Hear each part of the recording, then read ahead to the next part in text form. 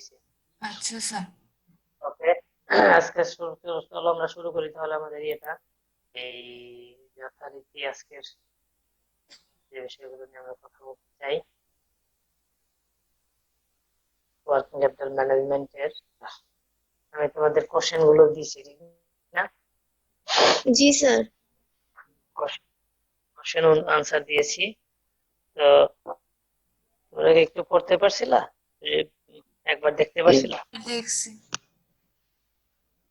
Sir দেখছো না? এটা কি সব ঠিক আছে, তাহলে আমরা ইংলিশে দেখলাম? বাংলা খুঁজে এটা পাই না, বাংলা উত্তর পাই নাই। আচ্ছা স্যার, আপনার স্যার এখন বাংলা ইংলিশ পড়তে পড়তে তো মাত্র একটা পড়লে সুবিধা। এখন মনে থাকে না।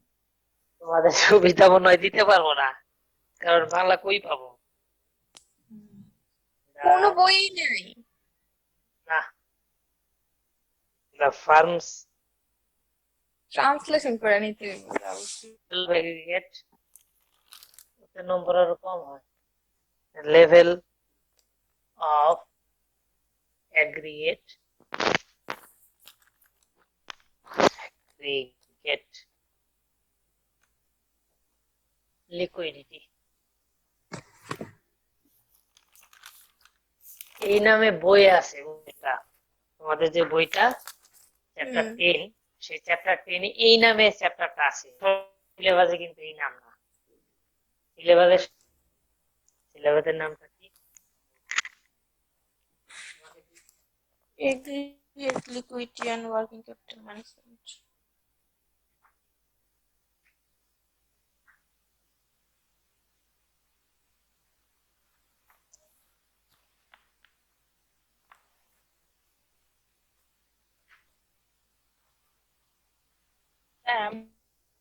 Modern working capital management.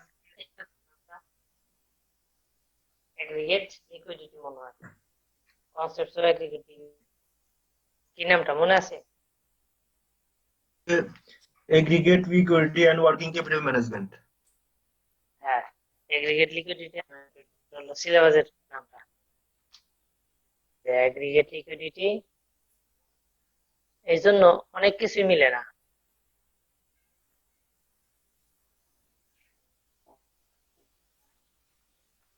And working capital management, তো আমাকে সিলেবাসটা ফলো করতে, ও ইয়ে না, বই না। তো সিলেবাসে যে নাম আছে এর উপরে আমরা কথা বলবো আজকে, এবং ইনশাল্লাহ স্ক্রিন শেয়ার করি। প্রথম কোশ্চেনটা দিয়েছিলাম, হোয়াট ইজ অ্যাগ্রিগেট লিকুইডিটি কি? আমি একটু কনসেপ্ট আগে বলে নিই। এই লিকুইডিটির মধ্যে কি কি আছে? লিকুইডিটির মধ্যে এই ক্যাশ, প্রথম হলো ক্যাশ, ব্যাংক, তারপর তোমার মানে cash hand, cash at banks, marketable receivable, inventory, inventory, আর হলো তোমার এগুলো হলো তোমার কারেন্ট অ্যাসেটস হিসেবে আমরা ট্রিট করি। এই যেটা লাইবিলিটিস এর মধ্যে রয়েছে, লিকুইড লাইবিলিটিস যেগুলো, সেগুলো পেয়েবল, শর্ট টার্ম ডেট, আর হলো অ্যাক্রুড এক্সপেন্সেস। মূল যে বিষয়টা, সেটা আমাকে দেখতে হবে যে লিকুইডিটি ধারণাটা আসলে কেন প্রয়োজন। লিকুইডিটি একটা প্রতিষ্ঠানের ডে টু ডে যত এক্সপেন্ডিচার আছে সেটা মেনটেন করার জন্য ক্যাশ লাগবেই লাগবে। তো এই ক্যাশ যে লাগে, ক্যাশটা হলো সবথেকে তরল সম্পদ। সবথেকে ইয়ে কারেন্ট অ্যাসেটস এবং লিকুইড অ্যাসেট। তো এছাড়া আছে কারেন্ট অ্যাসেট, সেগুলো কিন্তু এর লিকুইডিটি মানে কনভার্টিবিলিটি একটু টাইম লাগবে, সময় লাগবে। ওই ইয়ে ক্যাশ লিকুইড না।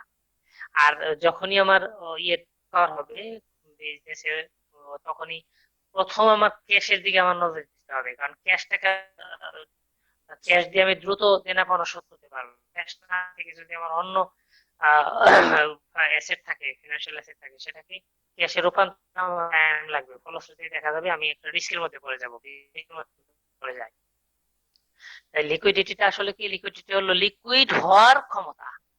লিকুইডিটি মানে কি? লিকুইড হওয়ার ক্ষমতা। প্রফিটেবিলিটি মানে কি? ক্ষমতা। যেমন এখানে যে ডেফিনেশনটা আমি লিখছি, the firm's ability to pay short-term debt balances within 1 year operating cycle is liquidity। মানে লিকুইডিটি দিয়ে 1 বছরের মধ্যে যে শর্ট টার্ম ডেট গুলো আছে সেগুলো কত করা যায়। আর লিকুইড অ্যাসেট না থাকলে সেটা সম্ভব না। অবশ্যই এটা অ্যাসেট হিসেবে ব্যালেন্স শিটের শো করতে হবে। আর first category of the current items of the can be converted into cash within the normally 1 year operating cycle। তার মানে আমরা জানি যে এই 1 বছর এই 1 বছর অপারেটিং সাইকেলের মধ্যে সমস্ত কারেন্ট অ্যাসেট গুলো ক্যাশে কনভার্ট করার মতো থাকতে হবে, না হলে পরে সেটা আর কারেন্ট অ্যাসেট থাকবে না। সেটা 1 বছরে যদি ক্যাশে কনভার্ট না করা যায় তাহলে সেটা হয়ে যাবে তোমার লং টার্ম অ্যাসেট, মানে ফিক্সড অ্যাসেট, ওদিকে চলে যাবে। আচ্ছা, তো এই হলো আমাদের লিকুইডিটি। তো এখন লিকুইডিটি এক্সপ্লেনেশন আমি এখানে তোমাকে দিয়ে দিছি, দেখো liquidity. Liquidity may be calculated, calculate করা হয় ওই একটা working capital ratio, current ratio, quick acid test ratio, এগুলো দিয়ে। যেহেতু এখন অঙ্ক করতেছি না সেইগুলো, সেই জন্য এইসব ফর্মুলা কথা বলবো না, এগুলো জাস্ট থিওরিটিক্যাল আমরা জেনে রাখবো। তাহলে এই চ্যাপ্টারটা কি থিওরি শুধু? হ্যাঁ, এই চ্যাপ্টার এই রেশিও অ্যানালাইসিস চ্যাপ্টার। ও আচ্ছা, এরপর আসো how does working capital activity. এবার ওয়ার্কিং ক্যাপিটাল কেমন করে লিকুইড করবে, বুঝছো? ওয়ার্কিং ক্যাপিটাল মানে কি? Current asset management. একটা বিজনেসে যদি এই ক্যাপিটালটাকে ইফেক্টিভলি মেনটেন করতে হয় তাহলে তো তাকে অবশ্যই লিকুইড অ্যাসেট মানে কারেন্ট অ্যাসেট, ক্যাশ, এটা পর্যাপ্ত পরিমাণে থাকতে হবে, বা পর্যাপ্ত পরিমাণে হওয়ার। যেমন ইনভেন্টরি একটা লিকুইড না, মোস্ট লিকুইড না। তো ইনভেন্টরিকে কি করতে হবে? ইনভেন্টরিকে সেল প্রসেসটা ক্যাশ হবে। ইনভেন্টরি বাজারে হবে তখন সেটা মজুত পণ্য, বাজারে বিক্রি হওয়ার পরে সেটা ক্যাশ হবে। বাজারে বিক্রি হতে তো টাইম লাগতেই পারে, ঠিক না? আর এদিকে যদি আমার পণ্যদার আমার টাকা চায়, আমার যদি টাকা হয়, তাহলে সেক্ষেত্রে আমি কই থেকে পরিশোধ করবো? এই জন্য ওয়ার্কিং ক্যাপিটাল কে ব্যাপক হারে এফেক্ট করে হলো তোমার লিকুইডিটিটা। Liquidity essentially measures its ability to its bills when they are due। যখন সেটা ডিউ থাকে, বিলটা পরিশোধ করতে হবে লিকুইড কারেন্সি দিয়ে, লিকুইড অ্যামাউন্ট দিয়ে। Easily and effectively the company can access the money its covered debt। যেটা বললাম আর কি, ঋণটাকে পরিশোধ করার জন্য আসলে এই লিকুইড অ্যাসেটটা লাগে। Working capital reflects the liquid asset company utilizes to make such debt. তাহলে মূলত এই যে ওয়ার্কিং ক্যাপিটাল, তো ওয়ার্কিং ক্যাপিটালের মূল কাজে কি? মূল কাজ হলো পাওনাদারকে যথাসময়ে তার টাকাটা পরিশোধ করে দেওয়া, আর ওই দেনাদারের কাছ থেকে টাকাটা ঠিক মতো আদায় করে নেওয়া। তো এই যে এই জন্য আমরা যে অ্যাকাউন্ট রিসিভেবল টার্নওভার আর হলো তোমার অ্যাকাউন্টস পেয়েবল টার্নওভার, এই দুইটার সাথে আমরা কম্পেয়ার করি, পরে কিছুক্ষণ পরে এই বিষয়গুলো আমরা কথা বলবো। তাহলে ওয়ার্ক কি করে? এফেক্ট করে অবশ্যই লিকুইডিটি। তার business refers to access the current assets such as cash in hand, debt etc. over the current liabilities। তাহলে এই যেগুলো আছে সেই কারেন্ট লাইবিলিটিস গুলোকে যদি আমি ফেস করতে চাই তাহলে আমার কারেন্ট অ্যাসেট থাকতে হবে। কম থাকে, কারেন্ট লাইবিলিটি যদি বেশি হয় তাহলে সেক্ষেত্রে দেখা যাবে যে আমি এই ক্রাইসিসের মধ্যে পড়ে গেছি, যেটাকে লিকুইডিটি ক্রাইসিস বলা হয়। তাহলে ওয়ার্কিং ক্যাপিটাল অবশ্যই লিকুইডিটি। মোটামুটি এই যে কারেন্ট অ্যাসেটস, কারেন্ট লায়াবিলিটিস, এগুলো যদি তোমার ভালো করে জানা থাকে, লিকুইডিটি কেমন করে এফেক্ট করে এই বিষয়টা তুমি বলতে পারবা। আচ্ছা, একটা এক্সাম্পলে চলে যাই। For example, an increase in the inventory of the business increases its liquidity। যদি ব্যবসার ইনভেন্টরি মানে মজুত পণ্য যদি বাড়ে তাহলে বিজনেসের লিকুইডিটি ইনক্রিজ করে, কিন্তু সে ইনক্রিজ করে কতটুকু মাত্রায়? But since the idle in the profitability falls. কিন্তু যদি তোমার এই স্টকটা যদি অলস ভাবে তোমার গোদাম ঘরে পড়ে থাকে তাহলে এটা কি করে? তোমার প্রফিটেবিলিটিকে ফল করবে। তাহলে প্রথমে বললো কি ইনভেন্টরি লিকুইডিটিকে বাড়ায়, এরপরেই বললো যদি এটা কেপ্ট করে রাখে মানে রাখা থাকে আইডল অবস্থায়, অলস ভাবে যদি এটা রাখা থাকে তোমার গোদাম ঘরে, তাহলে কিন্তু এটা প্রফিটেবিলিটিকে ফল করবে। On the other hand, low working capital hinders the day to day operation of the business. Low working capital মানে হলো কারেন্ট অ্যাসেটস, যদি কম থাকে তাহলে সেটা তোমার বাধা দিব কাকে? ডে টু ডে বিজনেস অপারেশনকে। Day to day business operation করতে পারবে না, তোমার নগদ টাকা নাই, লিকুইড টাকা নাই। এরপরে thus the working capital should be such that a balance maintained between the profitability and liquidity। তার মানে প্রফিটেবিলিটি এবং লিকুইডিটিকে প্রভাবিত ব্যালেন্স শিটে যে প্রভাবিত করে এটা ওয়ার্কিং ক্যাপিটাল খুব বেশি করে গুরুত্বপূর্ণ। তো আমরা কেমন করে ওয়ার্কিং ক্যাপিটাল যে এফেক্ট করে এটা জানতে পারলাম। প্রথম কোশ্চেনটা ছিল আমার লিকুইডিটি, এক্সপ্লেন লিকুইডিটি সম্পর্কে একটা বেসিক ধারণা, এরপর আমরা লিকুইডিটির কেমন করে ওয়ার্কিং ক্যাপিটালকে আমরা জানলাম। এবার আসো 3 নাম্বার কোশ্চেনে। প্রশ্ন ছিল why does firm measure and manage aggregate liquidity? Farm কেমন করে এই অ্যাগ্রিগেট লিকুইডিটি পরিমাপ করে? ঠিক আছে, এটা অনেক বহুল অংশে তোমরা জানো যে কারেন্ট অ্যাসেটস, লিকুইড অ্যাসেট যেটাকে আমরা বলি কারেন্ট রেশিও, টেস্ট রেশিও, তারপরে তোমার ইনভেন্টরি টার্নওভার, অ্যাকাউন্ট রিসিভেবল, এই যে ইয়েগুলো আছে, সেগুলো আছে, এগুলো দ্বারা আমরা ম্যানেজ করতে পারি এবং আমরা মেজার করতে পারি লিকুইডিটিটাকে। আচ্ছা আসো দেখি ওরা বিষয়টা বলে দেখ শোনাই। The amount of current debt related to current assets affect the level of expected cash flows to shareholder and risk of these cash flows। বলতেছে যে এই কারেন্ট যে দায়টা আছে, দায় দেনা আছে, এটা তো তোমার কারেন্ট অ্যাসেট লাগবে, যেটাকে আমরা ক্যাশ বা মোস্ট লিকুইড যে অ্যাসেট গুলো আছে সেগুলোকে চিন্তা করতে পারি। The management of aggregate liquidity starts with the measurement of the size of the his various potential financial strategies। এখানে একটা টার্মস আছে, নতুন টার্ম, সেটা হলো হেজ, মানে প্রোটেক্ট ইউরসেলফ, নিজেকে রক্ষা করা। কোথা থেকে রক্ষা করবে? ঝুঁকি। ঠিক আছে, the management of the aggregate liquidity starts with the measurement of the size of his, মানে কিভাবে সে তার ঝুঁকি থেকে যাবে। সেটা হতে পারে তোমার ফরওয়ার্ডিং বুকিং এর মাধ্যমে, ফিউচার বুকিং এর মাধ্যমে, অপশনের সমস্ত কন্ট্রাক্টের মাধ্যমে সে ওই হেজ করে। ভেরিয়াস পটেনশিয়াল ফাইন্যান্সিয়াল স্ট্র্যাটেজি আমি নাম বলে দিচ্ছি একটা, যেমন ফরওয়ার্ড বুকিং, যেমন ফিউচার, যেমন তোমার অপশন কন্ট্রাক্ট, এগুলো। Since this management is facilitated by more precise management, the development and application accurate measures of aggregate liquidity is substantial advantage to the firm।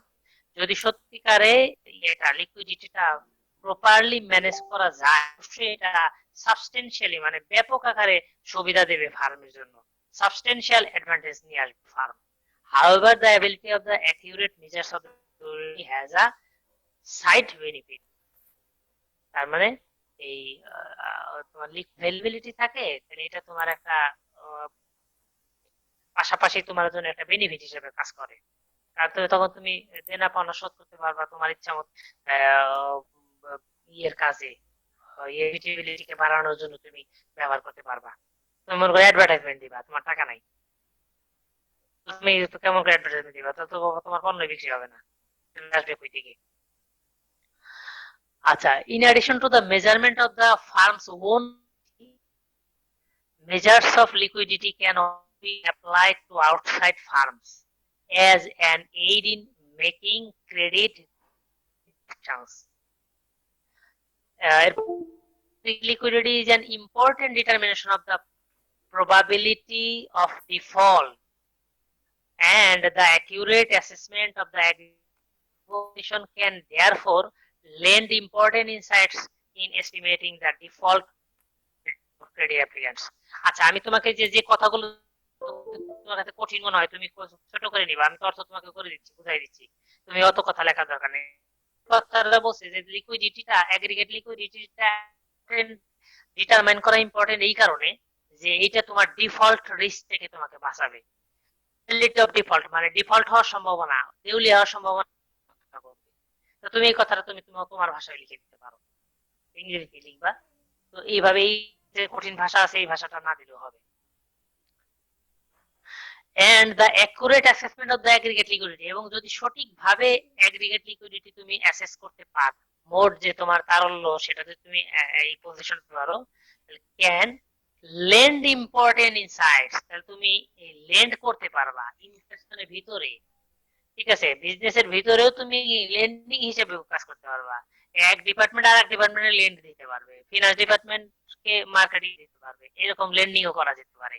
In estimate for probability of credit applicants, এবং তোমার এই ইয়েতে তোমাকে বাঁচাবে default probability হওয়ার সম্ভাবনা থেকে applicants. তাহলে এই হলো আমার এই অ্যাগ্রিগেট লিকুইডিটিটা মেজার এবং ম্যানেজ করার যে কেন করে, মেজার করবে এবং কেন ম্যানেজ এই কারণে করবে। আসো এবার 4 নম্বর কোশ্চেনে যাই। আমাকে তোমরা প্রশ্ন, কোন একটা আইটেমস না বুঝলে আমাকে প্রশ্ন করবা। আমি কিন্তু তোমাদেরও দেখতেছি না, তোমরাও আমারে দেখতেছো না, এই জন্য অনেক কিছুই যেন ঘুম। Explain the traditional measures of liquidity of A farm. এরপরের প্রশ্নটা হলো যে traditional liquidity of farm, liquidity measure করার জন্য, অ্যাগ্রিগেট লিকুইডিটি মেজার করার জন্য দুই ধরনের পদ্ধতি আছে, একটা হলো ট্র্যাডিশনাল আর একটা হলো মডার্ন অ্যাপ্রোচেস। ট্র্যাডিশনাল অ্যাপ্রোচের মধ্যে আছে যে current ratio, account receivable turnover ratio, আর তোমার ইনভেন্টরি টার্নওভার রেশিও। এইগুলো তুমি জানো, এগুলো তোমরা খুব বেশি করে পরিচিত। কারেন্ট রেশিও কেমন করে, current asset divided current liabilities. Quick ratio কেমন করে বের করে এটা তোমরা জানো, যে ওই ইনভেন্টরি মজুত পণ্যটা বাদ দিয়ে তারপর কারেন্ট দিতে হয়। অ্যাকাউন্ট রিসিভেবল টার্নওভার কেমন করে বের করতে হয় সেটা তোমাদের জানা আছে, যে ডিভাইডেড সেলস ডিভাইডেড কি তোমার অ্যাকাউন্ট রিসিভেবল, এটা কি ডিভাইডেড, মনে নাই? ভুলে গেছি স্যার। আচ্ছা, এটা অ্যাকাউন্ট রিসিভেবল টার্নওভার যেটা, সেটা বের করে তোমার সেলস স্যার একটু ডিভাইডেড ছোট বাই করে অ্যাকাউন্ট দিলে হবে রিসিভেবল, না? সেলস ডিভাইডেড, হ্যাঁ হবে হবে। অ্যাকাউন্ট রিসিভেবল টার্নওভার ফর্মুলা হলো তোমার sales account receivable, sales divided by account receivable. তাহলে আমাদের বের হবে হলো তোমার এই কালেকশন পিরিয়ডটা বের হবে, টার্নওভারটা বের হবে। টার্নওভারকে আবার যদি আমি টাইমস করি, ইনভার্স করে, টার্নওভারকে ইনভার্স করে যদি আমি টাইমস করি তোমার 360 বের হবে। আর হ্যাঁ, বের হলো 20 টাইমস, আন্দাজে বললাম 20 টাইমস মনে করো বের হলো। এটা কি বের হয়েছে? টার্নওভার বের হয়েছে 20 টাইমস। 360 ভাগ দাও, একটা ভাগ দিলে যা হবে 18 না, এই 18 হলো তোমার বেস, এটা হবে বেস। তার মানে তুমি টাকাটা পাও, তুমি যে বাকিতে বিক্রি করো 18 দিন পর পাও। তাহলে আমি টার্নওভারের ফর্মুলাটা পেলাম হলো তোমার সেলস ডিভাইডেড, তাহলে বের হবে আমার কি টার্নওভারটা। টার্নওভারকে আমি 360 কে টার্নওভারে ভাগ দিলে আমি পেয়ে যাবো কালেকশন। আচ্ছা, এরপর আছে ইনভেন্টরি টার্নওভার। তাহলে ইনভেন্টরি টার্নওভার রেশিওটা কি, সেটা হলো তোমার কস্ট অফ সেলস কে ভাগ ইনভেন্টরি দিয়ে, কস্ট অফ সেলস কে ইনভেন্টরি, ইনভেন্টরি মানে গড় প্রারম্ভিক আর সমাপনী দুটো যোগফল দিয়ে 2 দিয়ে ভাগ দিলে গড়টা বের হয়, ওইটা দিয়ে ভাগ দিলেই আমার বের হয়ে এই ইনভেন্টরি টার্নওভার রেশিও। তো ইনভেন্টরি টার্নওভার রেশিও সেটা আবার 360 কে ওইটা দিয়ে ভাগ দিলে বের হবে হলো বস কতদিন পর পর সেটা হচ্ছে। এভাবে সাধারণত তোমার এই টার্নওভার গুলো এই রেশিওটা বের করে। এগুলো সবই ট্র্যাডিশনাল, তোমরা থিওরি করেছো এবং এই অঙ্কগুলো তোমরা করেছো, তাই ঠিক এগুলো করলে তুমি বুঝবা, না বলতে আমরা জিজ্ঞেস করো আগামী ক্লাসে আমি তোমার এইটা বুঝাই দিই, এইটা একটু সেটা, এটা তোমরা এটার সাথে তোমরা পরিচিত না। Improve measures of aggregate liquidity, যেটাকে বলা হয় modern approaches of aggregate liquidity. তো এটার মধ্যে আছে তোমার ক্যাশ কনভার্সন সাইকেল, একটা হলো তোমার ক্যাশ কনভার্সন সাইকেল, একটা তোমার কম্প্রিহেনসিভ লিকুইডিটি ইন্ডেক্স, আর একটা তোমার নেট লিকুইড ব্যালেন্সেস, আর একটা তোমার হলো ল্যামডা ইন্ডেক্স। এই কয়টা তোমার ইয়ে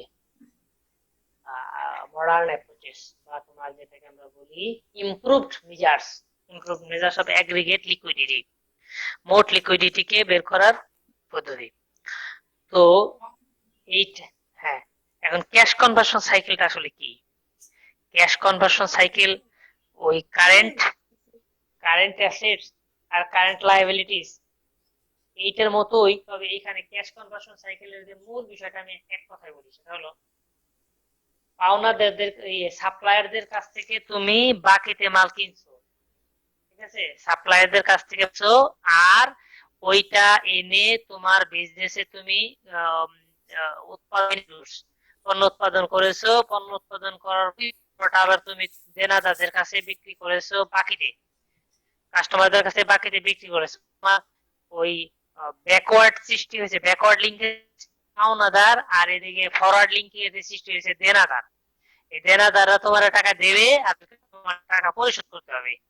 এই যে সাইকেলটা, ঠিক আছে, এই সাইকেলটা তোমার ক্যাশ কনভার্সন সাইকেল, যেটা অনেক বেশি করে মানে অনেক বেশি করে ইফেক্টিভ কারেন্ট অ্যাসেট রেশিওর চাইতে। এটা থেকে তুমি খুব সহজেই ওয়ার্কিং ক্যাপিটালের মেজারমেন্টটা করতে পারবা, সঠিক ওয়ার্কিং ক্যাপিটাল এস্টিমেশন করতে পারবা, যেটা তুমি এই কারেন্ট রেশিও থেকে পারবা না বা অ্যাসেট টেস্ট রেশিও থেকে পারবা না। এইবার আসো আমি এখানে কি লিখছি স্যার, সেটা এটার সাথে আমার বুঝাই দিই, আমি যে অভিজ্ঞতা আছে। কথাটা বলছি এই কথা। হ্যাঁ, এটার হ্যাঁ, সাথে আমার বাস্তব অভিজ্ঞতা আছে। আছে আহ, না? ওকে, আসো আমি এখন এখানে যেটা লিখছি উত্তরটা সেটা পরে তোমাকে বুঝাই দিচ্ছি, যাতে তোমার মুখস্থ করতে সুবিধা হয়।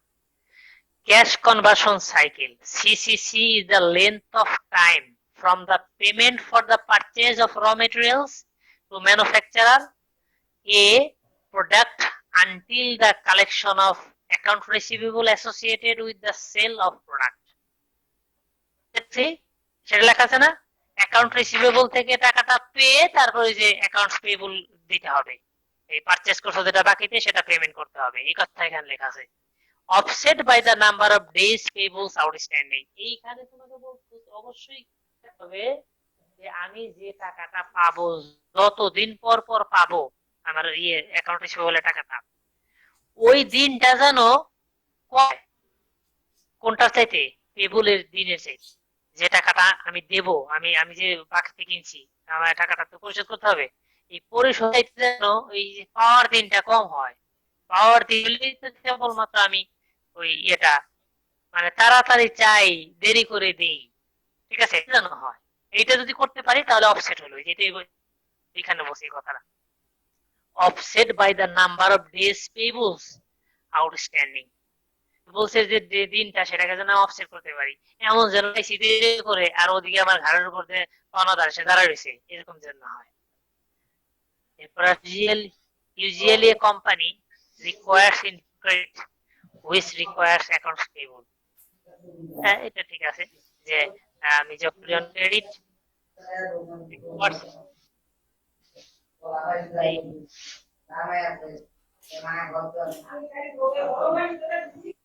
মিউট করে দাও, মিউট করো।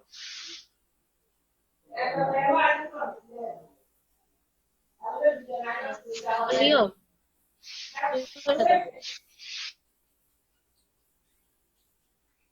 মিউট করো, হ্যাঁ, খেয়াল করো, মিউট করে দিও। আসো মিউট করে দাও। এরপরে তাহলে ক্যাশ কনভার্সন সাইকেলের এই বিষয়টুকু তুমি বুঝছো। এরপর আসো কি লেখা আছে দেখি। Cash conversion cycle measures the time between outlay of cash মানে ক্যাশ চলে যাবে, আউটফ্লো অফ ক্যাশ ক্যাশ পাওয়া এবং ক্যাশ দেয়া, এই দুইটার মধ্যেই আসলে সাইকেলটা তৈরি করা হয়। সিসিসি is comprised of তিনটি স্ট্যান্ডার্ড এখানে মেনটেন করে, so called activity ratios relating to the turnover of inventory, trade receivables and trade payables. তার মানে এখানে তিন কম্প্রাইজ করা মানে যোগ করা, একসাথে করে, এখানে তিনটা একসাথে করে। কি কি একসাথে করে? একটা হলো তোমার ইনভেন্টরি টার্নওভার, তারপর রিসিভেবল টার্নওভার, আর হলো পেয়েবল টার্নওভার, ট্রেড পেয়েবল, এই কথা। এরপর this components of CCC can be expressed as a number of Times per year or as a number of days, মানে বছরে পর এই ঘটনা ঘটতেছে, অথবা এই দিনে কতদিন পর পর। একটা হলো কতবার, বছরে কতবার, আর একটা হলো বছরে কতদিন, এটাতে কনভার্ট করা হয়। ওই তিনটা জিনিসকে আমি একত্রিত করলাম, ঠিক আছে। এবার using the letter indicator provides the literal and coherent time measurement that is easily understood. The formula looks like, এই যে নিচে সেই ফর্মুলাটা, ক্যাশ কনভার্সন সাইকেলের ফর্মুলাটা দিয়ে দিছে আমরা।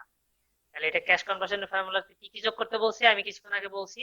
তার মধ্যে একটা হলো ডেস ইনভেন্টরি আউটস্ট্যান্ডিং, মানে তোমার ইনভেন্টরি টার্নওভার যেটা, ডেস সেলস আউটস্ট্যান্ডিং তার মানে তোমার অ্যাকাউন্ট রিসিভেবল টার্নওভার যেটা, ডেস পেবল আউটস্ট্যান্ডিং তার মানে অ্যাকাউন্টস পেবল টার্নওভার যেটা। এই সব কটা যোগ দিব, যোগ দিলে তোমার হবে সিসিসি, ক্যাশ কনভার্সন সাইকেল। এবার here how the components are calculated. এবার প্রত্যেকটা কম্পোনেন্ট কেমন করে ক্যালকুলেট করা হয় এই জিনিস এখানে বলছে। আমি কিছুক্ষণ আগে বললাম কস্ট অফ সেলস কে 365 তে ভাগ দিছে, আর এই যে এখানে তোমার পার ডে সেলস কে 365, নেট সেলস কে 365 তে ভাগ দিছে, মানে দিন বের করার জন্য। কস্ট অফ সেলস কে 365 তে ভাগ দিয়েছে, আর পারচেজ কে যদি ভাগ দেয় তাহলে পেবল হবে।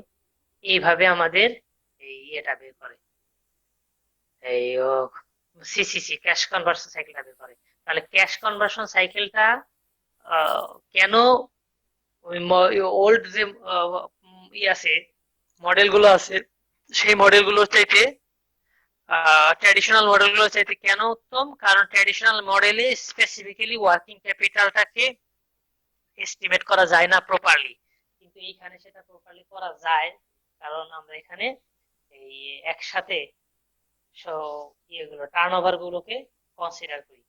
আচ্ছা, কম্প্রিহেনসিভ, তাহলে ক্যাশ কনভার্সন সাইকেল এটাই। এবার আসো comprehensive liquidity index. Comprehensive liquidity index আমি একটু বলি, কম্প্রিহেনসিভ লিকুইডিটি ইন্ডেক্সে আসলে কি করে। কম্প্রিহেনসিভ লিকুইডিটি ইন্ডেক্সে মূলত এই অ্যাডজাস্টেড ক্যাশ বের করে, অ্যাডজাস্টেড রিসিভেবলস বের করে, অ্যাডজাস্টেড ইনভেন্টরি বের করে, এই কয়টা জিনিস বের করে। আবার বলি কি কি বের করে। আমরা দেখেছি যে ট্র্যাডিশনাল অ্যাপ্রোচে কারেন্ট অ্যাসেট থাকে, কারেন্ট লায়াবিলিটিস থাকে, এখানে কারেন্ট অ্যাসেট বসাবে না, এখানে বসাবে তোমার অ্যাডজাস্টেড কারেন্ট অ্যাসেট। আর এখানে বসাবে অ্যাকাউন্ট রিসিভেবল, এখানে বসাবে না, এখানে বসাবে অ্যাডজাস্টেড অ্যাকাউন্ট রিসিভেবল।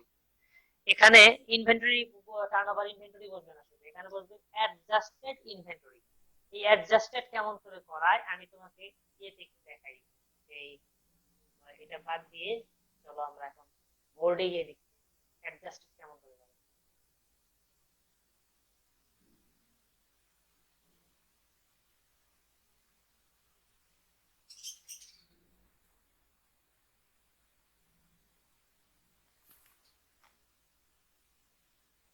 আসো অ্যাডজাস্টেড কেমন করে দেখো এটা দেখাই।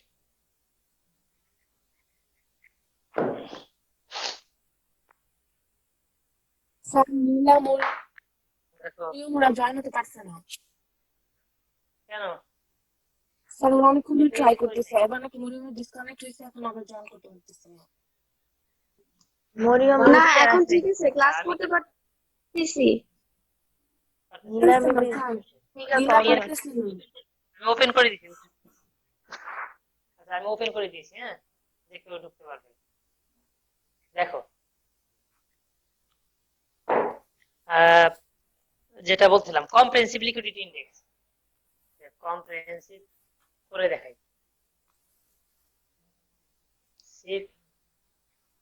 লিকুইডিটি ইন্ডেক্স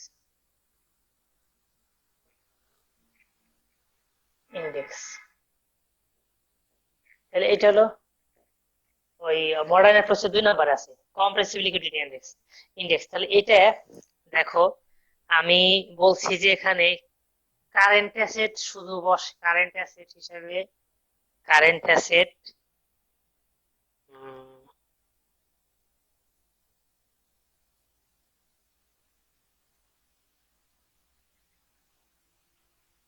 আচ্ছা, কারেন্ট অ্যাসেট এর মধ্যে কি আছে? ক্যাশ। এর মধ্যে আছে কি? Account receivable. এর মধ্যে আছে কি? এর মধ্যে আছে ইনভেন্টরি। ইনভেন্টরি, ঠিক আছে। এর মধ্যে আছে কি?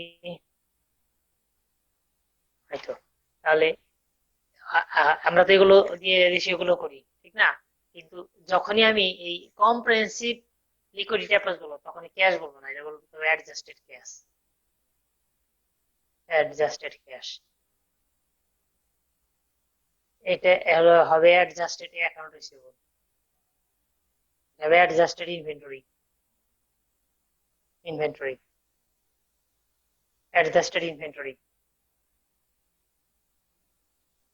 আচ্ছা, এখন এটা কেমন করে করে সেটা দেখাচ্ছি। আসো, মনে করো আমার অ্যাডজাস্টেড রিসিভেবলস আমি বের করতে চাই। হ্যাঁ, অ্যাডজাস্টেড রিসিভেবল বের করতে চাই। তাহলে লিখলাম অ্যাডজাস্টেড রিসিভেবল।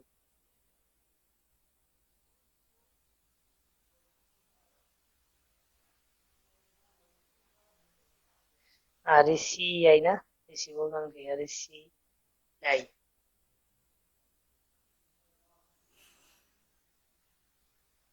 অ্যাডজাস্টেড রিসিভেবলস এটা যদি বের করতে চাই তাহলে আমার রিসিভেবল মনে করো ধরে নিলাম আছে 50,000, লিখলাম 50,000, এটা দেওয়া আছে এই এর মধ্যে ব্যালেন্স শিটে দেওয়া আছে 50,000, 50,000 টাকা দেওয়া আছে।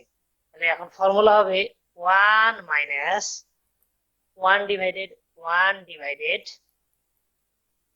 1 divided turn over. Receivable turn over বের করছিলাম 20, এটা রিসিভেবল টার্ন ওভার। আবার বলি, এই এটা ব্যালেন্স শিটে দেয়া আছে, এটা ফর্মুলার 1 মাইনাস 1 ডিভাইডেড 20, 20 হলো টার্ন ওভার আমি বের করছিলাম, অ্যাকাউন্ট রিসিভেবল টার্ন ওভার। এটা তো তোমার ট্র্যাডিশনাল অ্যাপ্রোচ থেকে তুমি বের করতে পারবা, ট্র্যাডিশনাল অ্যাপ্রোচ দিয়ে অ্যাকাউন্ট রিসিভেবল টার্ন ওভার কেমন বের করে। এই ফর্মুলায় বসাইলেই আমার বের হবে অ্যাডজাস্টেড রিসিভেবল। যে অ্যামাউন্টটা হবে এই অ্যামাউন্টটা মনে করো এখানে হয়েছে 47,500, তাহলে এটা হবে 47,500 টাকা, 47,500। এটা হলো তোমার অ্যাডজাস্টেড রিসিভেবল। তাহলে অ্যাডজাস্টেড রিসিভেবল বের করলাম। অ্যাডজাস্টেড ক্যাশ যদি বের করি, আমার এখানে এই অঙ্কের মধ্যে ক্যাশ শুধুমাত্র একটাই দেয়া আছে এবং ক্যাশ ওটার কোনো চেঞ্জ নাই, এই জন্য ওটা অ্যাডজাস্ট করার কিছু নাই, ওটা অ্যাডজাস্ট করলাম না। ওটা আমি জাস্ট যেটা কত আছে 15,000 বসাই দিলাম। এবার আমাকে ওরা বলছে যে ইনভেন্টরি ই করবো, অ্যাডজাস্টেড ভ্যালু অফ ইনভেন্টরি এটা করবো। তাহলে আশা করি অ্যাডজাস্টেড ইনভেন্টরি, ঠিক আছে নাকি? ইনভেন্টরি, অ্যাডজাস্টেড ইনভেন্টরি এটা করতে চাই। তাহলে অ্যাডজাস্টেড ইনভেন্টরি করতে চাইলে কি করতে হবে জানো? ইনভেন্টরিকে প্রথমে ক্যাশ ইয়েতে নিতে হবে।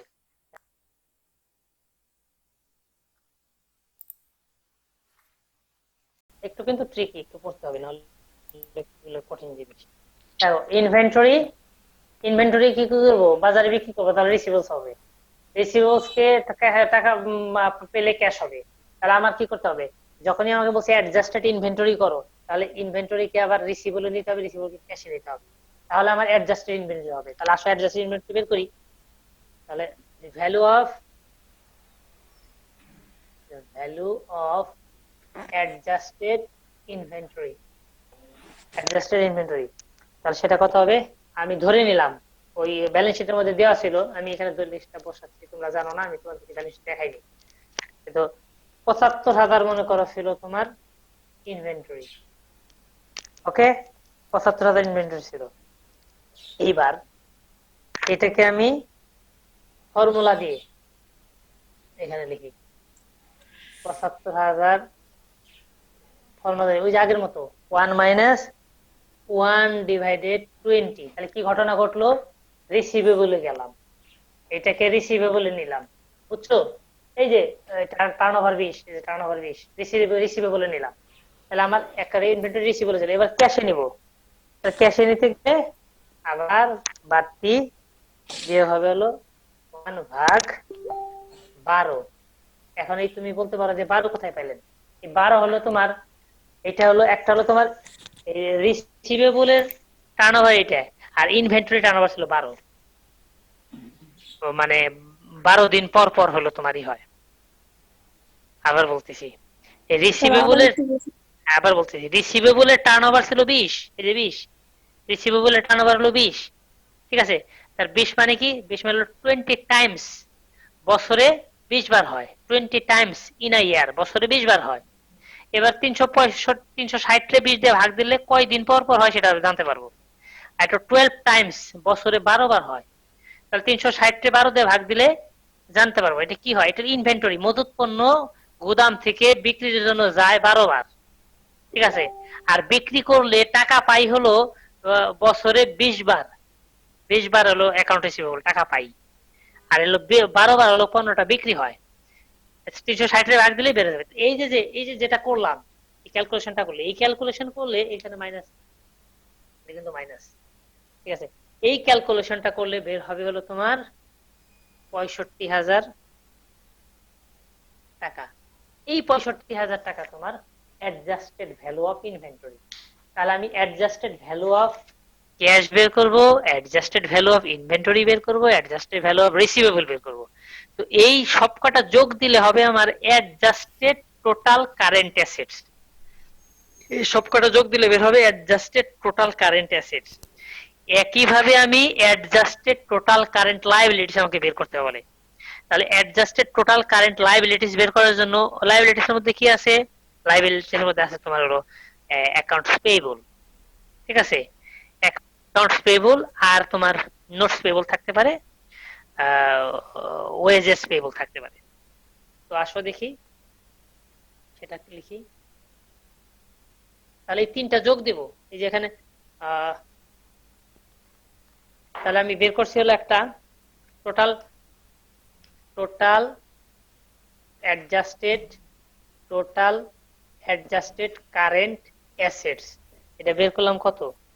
তাহলে আমার আমার ক্যাশ ছিল এটি 50,000, এটি অ্যাডজাস্টেড কারণ 15,000 অ্যাডজাস্টেড। আর বের করলাম 47,500, বের করলাম হলো অ্যাকাউন্ট রিসিভেবল এরটা। আর 65,000 বের করছিলাম হলো তোমার এটা, এই ইনভেন্টরিটা, ইনভেন্টরি অ্যাডজাস্টেড ইনভেন্টরি ভ্যালুটা। এই সবকটা যোগ দিলে বের হবে টোটাল অ্যাডজাস্টেড কারেন্ট অ্যাসেটস। তাহলে সেটা হয় কত? এটা হলো তোমার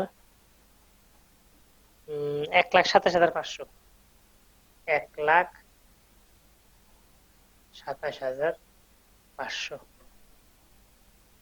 এই হলো তোমার টোটাল অ্যাডজাস্ট। একইভাবে আমি টোটাল অ্যাডজাস্টেড কারেন্ট লায়াবিলিটিস আমাকে বের করতে হবে। একইভাবে টোটাল অ্যাডজাস্টেড কারেন্ট লায়াবিলিটিস বের করতে হবে। তাহলে এটা টোটাল অ্যাডজাস্টেড কারেন্ট লায়াবিলিটিস আমাকে বের করতে হবে ওই একই রকম ভাবে। তাহলে এখানে আমার দেওয়া আছে এই অ্যাকাউন্টস পেয়েবল অ্যাডজাস্টেড বের করতে চাই। Accounts adjusted, adjusted accounts payable. তাহলে adjusted accounts payable turnover, accounts payable adjusted, adjusted accounts payable. হ্যাঁ, তাহলে অ্যাকাউন্টস পেয়েবল টার্নওভার এখানে লাগবে ওই আগের মতো, অ্যাকাউন্ট রিসিভেবলের মতো। তাহলে আমার অ্যাকাউন্টস পেয়েবল দেওয়া ছিল হলো 1,10,000, ছিল 1,10,000, ব্যালেন্স শিটে লায়াবিলিটিস সাইডের পাশে এটা ছিল। তাহলে এটা 1 মাইনাস ইনটু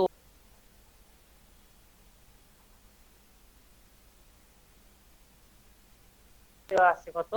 এটা টার্নওভার দেওয়া ছিল হলো তোমার, টার্নওভার দেওয়া ছিল 3.64, 3.64। এইটা ক্যালকুলেশন করলে অ্যাডজাস্টেড অ্যাকাউন্টস পেয়েবল পাওয়া যাবে। এটা হবে কত? 79,750, এটা হবে 79,750। এই অ্যাকাউন্টস অ্যাডজাস্টেড পেয়েবল আমি তাহলে একটা পেলাম, অ্যাকাউন্টস অ্যাডজাস্টেড অ্যাকাউন্টস পেয়েবল 79,750 যোগ আর লায়াবিলিটিস কি আছে? ওয়েজেস পেয়েবল আছে। ওয়েজেস পেয়েবল আমি বের করব, অঙ্কের মধ্যে দেওয়া আছে আমার 60,000, অ্যাডজাস্টেড ওয়েজেস টেবল বের করি, তাহলে adjusted wages table, adjusted wages table অঙ্কের মধ্যে দেওয়া ছিল কত, 60,000, 60,000 দেওয়া ছিল ইন্টু 1 মাইনাস, এটাও কিন্তু আমার ইয়ে বের করতে হবে, টার্ন ওভার বের করতে হবে, ওয়েজেস টার্ন ওভার, অন্য ওয়েজেস টেবলে টার্ন ওভারটা বের করতে হবে, সেটা হলো 8.33 এটা দেওয়া ছিল, এটা ক্যালকুলেশন করলে বের হয় হলো তোমার 52,800, 52,800, এটা যোগ দিতে হবে 52,800, তাহলে বের হবে হলো আমার কত বের হয়, 1,32,550 নাকি 1,32,550। দেখো যেটা বলতে চাচ্ছি আর কি, এখান থেকে আমি দুইটা জিনিস পেয়ে গেছি, একটা হলো কারেন্ট অ্যাসেটস এর অ্যাডজাস্টেড রূপ, আর হলো তোমার কারেন্ট লায়াবিলিটিস এর অ্যাডজাস্টেড রূপ। এবার তুমি যে ট্র্যাডিশনাল অ্যাপ্রোচে করতা না, যে current asset divided current liabilities, তাহলে কি হইতো, কারেন্ট রেশিও, ঠিক না? কারেন্ট রেশিও করতা কি, ফর্মুলা কি ছিল, কারেন্ট রেশিওর ফর্মুলা ছিল হলো current assets divided current liabilities, current assets divided current liabilities. এইবার ফর্মুলা কম্প্রিহেনসিভ লিকুইডিটি ইনডেক্সের ফর্মুলা হলো total adjusted current assets divided total adjusted current liabilities. এই জন্য এই কম্প্রিহেনসিভ লিকুইডিটি ইন্ডেক্সটা বেশি সঠিক পিকচারটা দেয়, যেটা কারেন্ট রেশিও দিতে পারে না। কারেন্ট রেশিওর চাইতে অনেক কার্যকরী, ইফেক্টিভ এবং ফ্রুটফুল রেজাল্ট এখানে পাওয়া যায় ওয়ার্কিং ক্যাপিটাল ম্যানেজমেন্টের জন্য। বুঝছো কিনা? তাহলে আমাদের 2 নাম্বারটা গেল, কম্প্রিহেনসিভ লিকুইডিটি ইন্ডেক্সটা গেল। এবার হচ্ছে lambda, first of all lambda, ল্যামডাটা হলো তোমার এই ওয়ার্কিং ক্যাপিটাল, ওয়ার্কিং ক্যাপিটালে কিন্তু তোমার ওয়ার্কিং ক্যাপিটালে যে আমরা মেজার করি, এই এটা তো তোমার একটা লাইন আমি তোমাকে একটু পড়ে শোনাই, খেয়াল করো, যে working capital flows are extremely important. They are not the only flows of funds within the firm. They are also cash inflows and outflows on the long term accounts. মানে ওয়ার্কিং ক্যাপিটাল কিন্তু কেবলমাত্র, এটা বোঝাইতেছে যে কেবলমাত্র short term financing দিয়ে working ক্যাপিটালের ফ্লোটা হবে তা না, ওয়ার্কিং ক্যাপিটালের ফ্লোটা কিন্তু লং টার্ম ফাইন্যান্স দিয়েও হতে পারে। তো এই ল্যামডা এই বিষয়টা একটু ইয়ে করেছে, ল্যামডা এই বিষয়টাতে নজর দিয়েছে। তাহলে ল্যামডা, ল্যামডা কিভাবে বের করবো আমি, 3 নাম্বার হলো আমার ল্যামডা প্রসেস, ল্যামডা এটা ফর্মুলা, ল্যামডা সমান initial, initial reserve, initial reserve যেটাকে আমরা বলতে পারি প্রারম্ভিক মজুত পণ্য, কিন্তু মজুত পণ্য ঠিক এখানে না, প্রারম্ভিক অর্থ, প্রারম্ভিক লিকুইড টাকা, liquid amount. Initial reserve plus expected net cash flow, expected net cash flow এর ভাগ দিতে হবে আনসার্টেনটি দিয়ে, এই ভাগ কিন্তু পুরোটার নিচে, পুরোটার নিচে। ল্যামডা সমান, ল্যামডা সমান নতুন করে লিখি, তোমার বুঝতে সুবিধা হবে, ইনিশিয়াল রিজার্ভ, ইনিশিয়াল রিজার্ভ যোগ expected NCF net cash outflow divided uncertainty,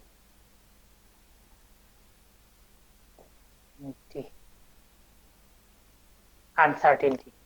এই হলো তোমার এই ল্যামডার ফর্মুলা।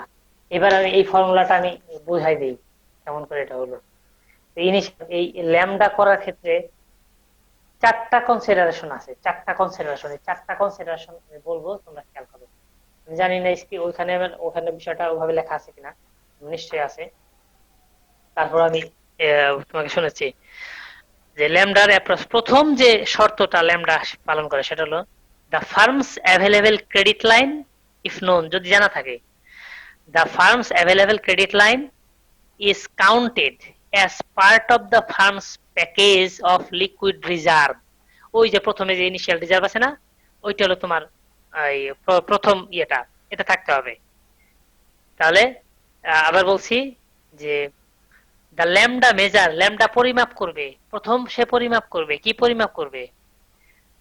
পরিমাপ করবে হলো the firm's available credit line if known is counted as part of firm's package of liquid reserve।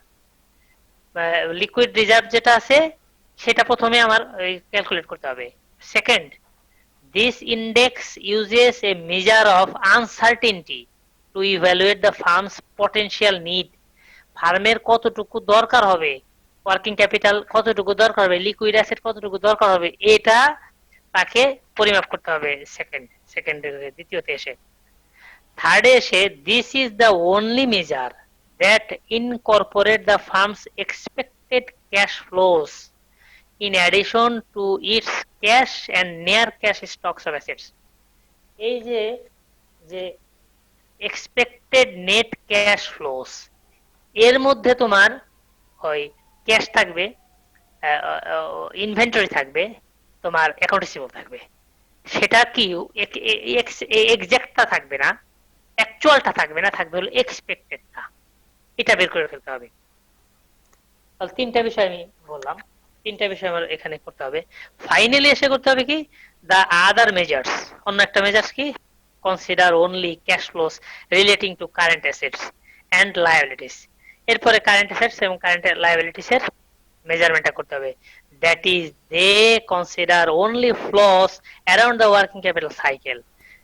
এটাই কেবলমাত্র প্রকৃত ওয়ার্কিং ক্যাপিটালের সাইকেলটাকে তোমার সামনে হাজির করবে। এই হলো তোমার ল্যামডার বিষয়টা। এবার আসো আমি যে তোমাকে ল্যামডা সম্পর্কে লিখছিলাম সেটা দেখি কি লিখি, এটা করে শোনাই। দেখো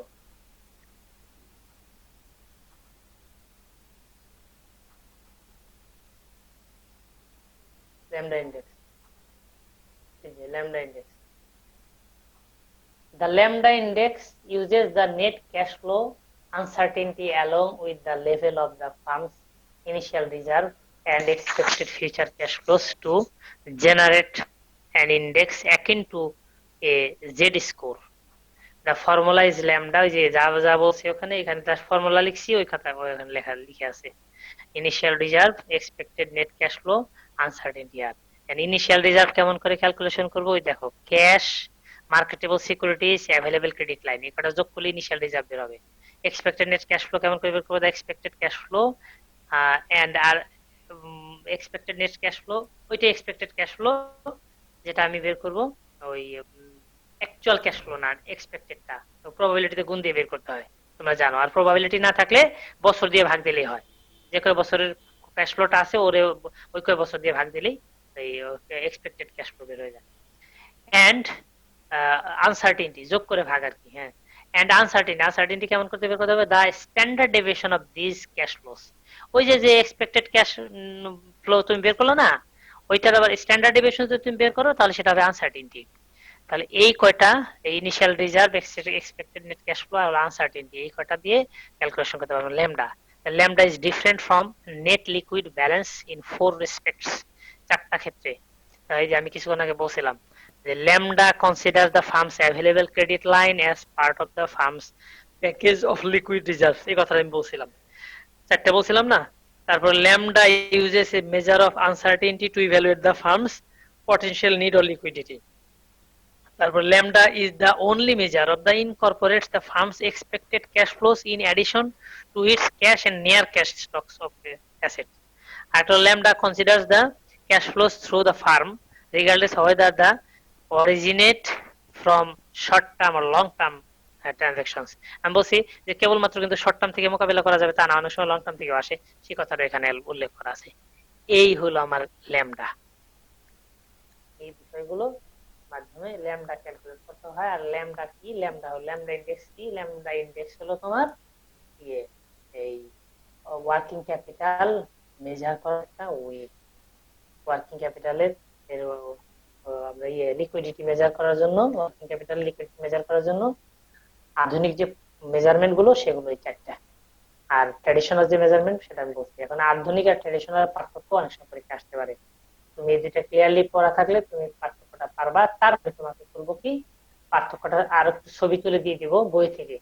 বই থেকে আমি ছবি তুলে দিয়ে দিচ্ছি একটু পরেই, সেটাও তুমি পড়বা, তাহলে তোমার জন্য আরেকটু সুবিধা হবে। আমি বই পড়ছি, দাগায় দাগায় পড়ছি, তুমি দেখবা যে ওখানে দাগানো আছে, তাহলে তোমার জন্য পড়তে সুবিধা হবে, বুঝবা। ওকে, এবার আসো আরেকটা question, last question. Explain the strategies for aggregate liquidity management of firm. Explain the strategies, strategies গুলো বলতে বলো for aggregate liquidity management of firm। যে ফার্মের যে টোটাল যে লিকুইডিটি, তার তরলটা, সেই তরলটা কেমন করে একটা ফার্ম ম্যানেজ করবে, তার পদ্ধতিগুলো কি। একটা ফার্ম তার তারল্য ম্যানেজমেন্টের যে পদ্ধতি সেটা ব্যাখ্যা করো।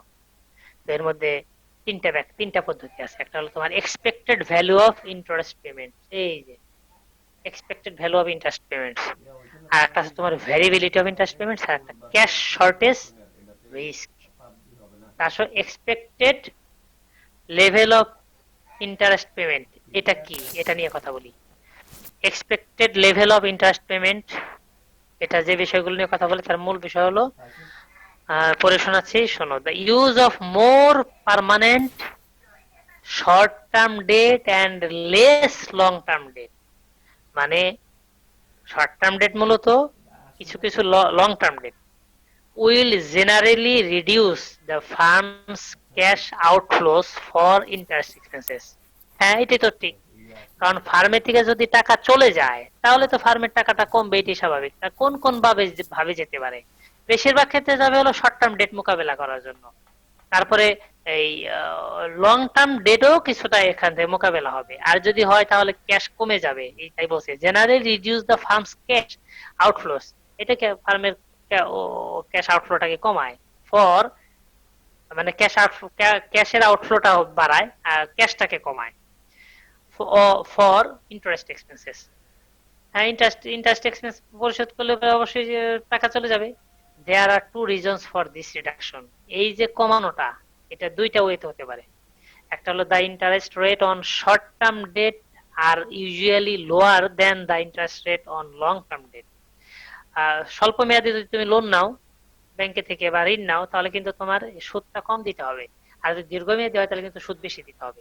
তাহলে সুদ বেশি দিলে পরে তো অবশ্যই টাকা বেশি চলে যাবে, ক্যাশ ফ্লো বেশি হবে, ইয়েটা কমবে, টাকার পরিমাণটা কমবে, লিকুইডিটিটা কমে যাবে। আর যদি তোমার শর্ট টার্ম ফাইন্যান্সিং দিয়ে তুমি কাজ সারতে পারো, তাহলে তো তোমার সেক্ষেত্রে এই ইয়েটা লিকুইডিটিটা বেশি থাকবে, কারণ তখন সুদ কম দিতে হয়। If the farm is in business usually seasonality affects its need for funds and it uses relatively large portion of the long term debt financing. আচ্ছা, ওই যে বলতেছে সিজনালি, অনেক সময় ঋতুকালীন পরিবর্তনের সময় দেখা যায় যে বেশি লাগে, কখনো টাকার বেশি প্রয়োজন হয়। যেমন শীতকালে তোমার এই যে গার্মেন্টস ইন্ডাস্ট্রিতে শীতের জন্য কিন্তু ওয়ার্কিং ক্যাপিটাল সোয়েটার ইন্ডাস্ট্রিতে বেশি লাগবে। সোয়েটার ইন্ডাস্ট্রিতে এই সময় কিন্তু পরিমাণ তাদের ওয়ার্কিং ক্যাপিটাল লাগবে। এই সময় যদি সে তার ওয়ার্কিং লিকুইডিটি না থাকে, লিকুইড টাকা না থাকে, তাহলে সে কিন্তু উৎপাদনে যেতে পারবে না, তার ওয়ার্কিং ক্যাপিটাল সে ব্যাহত হবে, এফেক্টেড হবে। এই কথাটা এখানে বলছে। আবার ভ্যারিয়েবিলিটি অফ ইন্টারেস্ট পেমেন্টস, ইন্টারেস্ট পেমেন্টের ভ্যারিয়েবিলিটি অবশ্যই আছে। দেশ টু দেশ ভ্যারি করে, কোন কোন দেশের স্টেট টু স্টেটও ভ্যারি করে। আসো ভ্যারিয়েবিলিটি অফ ইন্টারেস্ট পেমেন্টস, এটা পড়ে শোনাই, এখানে কি লেখা আছে। One sources of risk in using short-term financing is changeable nature of short-term interest rate.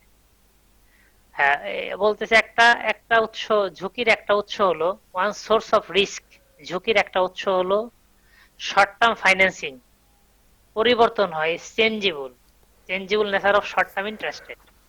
Short term financing এর শর্ট টার্ম ইন্টারেস্ট রেটটাও পরিবর্তন হয়। শর্ট টার্ম ফাইন্যান্সিং করতে গেলে অনেক সময় এই ইন্টারেস্ট রেটটাও ভ্যারি করে, এটা একটা ঝুঁকি সৃষ্টি করতে পারে। যে এইবার বললাম যে ভাই আমাকে এখনই করেন, শীতকালে তো ঋতু পরিবর্তনের সময় যে গার্মেন্ট ইন্ডাস্ট্রি, সোয়েটার ইন্ডাস্ট্রি বেশি করে যদি তোমারই চায়, লোন চাইলো, তখন বললো যে ভাই এখন লোন দিব, ঠিক আছে, তাহলে সুদের হার এই আগে যে সুদের হার ছিল এই সুদের হার হবে না, এই সময় সুদের হার বাড়ছে, এত টাকা সুদ দিতে হবে। তাহলে কিন্তু তার খরচটা বেড়ে গেল, সে কিন্তু ঝুঁকির মধ্যে পড়ে গেল company. Minimum cost short-term financing strategies of firm often involve the use of interest-bearing obligations, which is subject to interest rate variability. আমার মনে হয় এগুলো তুমি পড়লেই বুঝতে পারবা, না হলে আমি আবার বুঝাই দেবো না। ক্যাশ শর্টেজ রিস্ক একটু বলে দেই।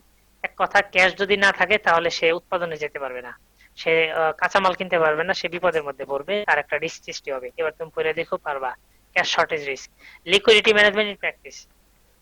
লিকুইডিটি ম্যানেজমেন্ট প্র্যাকটিস হলো তোমার, হ্যাঁ, লিকুইডিটি যে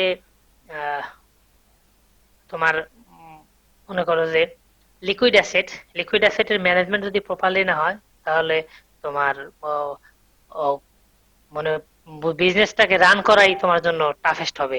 এই জন্য ওয়ার্কিং ক্যাপিটাল ম্যানেজমেন্ট একটা প্রতিষ্ঠানের জন্য এত বেশি জরুরি। স্মিথ অ্যান্ড শেল 1980 সনে এই বিষয়ে কিছু কথা বলছে, সেগুলো আমরা দেখি।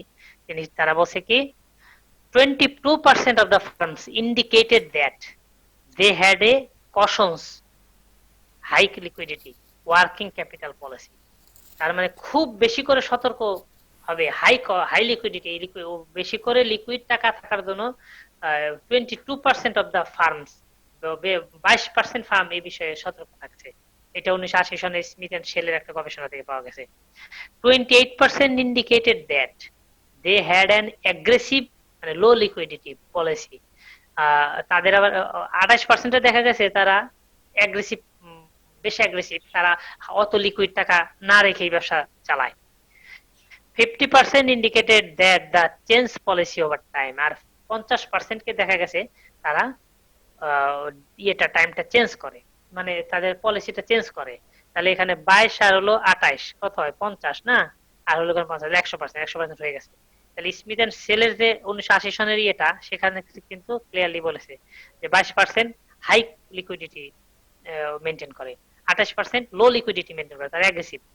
আর 50% ওরা চেঞ্জ করে, ওরা সময় সময় ওদের পলিসিটা চেঞ্জ করে। Ratio used to assess liquidity position were the current ratio. তার মানে রেশিও যদি ইউজ করে তাহলে কোন কোন রেশিও আছে? কারেন্ট রেশিও আছে, ওয়ার্কিং ক্যাপিটাল টার্নওভার রেশিও আছে, working capital as percentage of total assets. এই রেশিও গুলো, মানে একটা হলো ওয়ার্কিং ক্যাপিটাল রেশিও, আর একটা তোমার কারেন্ট রেশিও, আর একটা তোমার working capital as percentage of total asset ratio. এই রেশিও গুলো কথা বলা যেতে পারে এখানে, এই তোমার এই লিকুইডিটি ম্যানেজমেন্ট প্র্যাকটিসে। তারপরে এগুলো পড়ো, আমার মনে হয় বুঝবা না। যেটা বুঝবা না, যেটা বুঝবা না সেটা আমাকে জিজ্ঞেস করবা। যেটা তোমার কাছে দুর্বোধ্য লাগবে ওই লাইন বাদ, ওই লাইন দিবা না। ওই লাইন না দিয়ে, ওই লাইন কি মুখস্থ আছে এক্সামিনারের যে খাতা দেখবে? অতএব তুমি টেনশনে কিছু নাই। এবার আমি 7 নম্বর কোশ্চেনে বলছি, তুমি এটা পার্থক্যটা লিখবা 4 এবং 5 দুইটা পড়ে। তারপরে আমি 4 নাম্বার এবং 5 নাম্বার 7 নম্বর কোশ্চেনের আনসারটা সহজ করার জন্য আমি তোমাকে ছবি তুলে দিয়ে দিচ্ছি, যাতে তুমি পরে আরো সহজে দিয়ে করতে পারো। মোটামুটি এটাই ছিল আজকে আমাদের আলোচনা। তো আমরা আসো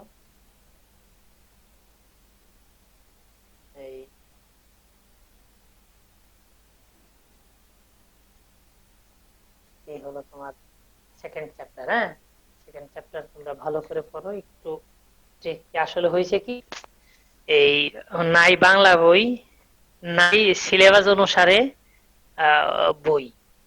যে ইংলিশ বইটা আমি তোমাদেরকে কিনতে বলি, এই যে ইংলিশ বইটা, এই ইংলিশ বইটাও সিলেবাস অনুসারে না, হুবহু সিলেবাস অনুসারে ফলো করে না। এই বই থেকেও আমাকে দেখতে যেন অনেক কিছু সিলেবাসে নাই, ফলশ্রুতিতে আমাকে খুঁজে বের করতেছে। তো ফ্রেডরিক সি শের এই বই তুমি কিনবা, এই বইতে তোমার হয়তোবা 40 থেকে 50% মিলবে, আর বাদ বাকি মিলবে না। আর অন্য আর কোনো বই, হ্যাঁ, তেমন কোনো বই নাই বাজারে মেলার মতো। তো এইভাবেই করতে হবে। এই জন্য তুমি আমাকে কাছে বাংলা চেয়েছো, আমি বাংলা কই থেকে দেবো? বাংলা তো নাই, ভালো লেখা নাই। যাও বাংলা আছে, গুগল ট্রান্সলেশন, ওগুলো তো লিখলে ফেল করাই দেবে।